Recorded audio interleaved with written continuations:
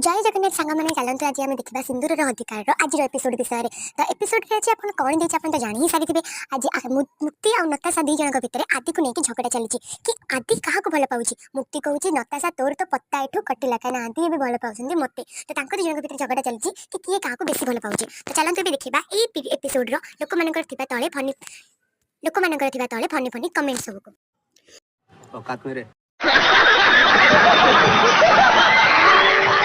तो fast comment होची एटा सत्य ना मिछ किए फुल एपिसोड देखिछ जदि कुह जल्दी मिछे ही हेतिबो बोधे।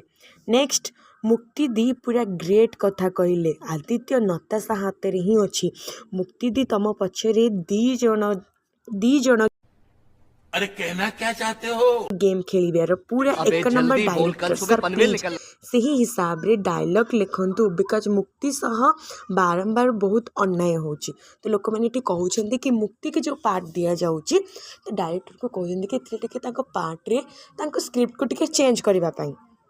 देन वाओ अंबिका ठीक कही सुपर ए नताशा को ये ओवरटेक ही जाऊँगी ठीक है जाऊँगी कहीं लोक मैंने ये टिके हेट दौरान नताशा को कहीं जेहेतु से आदि आ मुक्ति भितर आसूची भाई मजा आया बोली।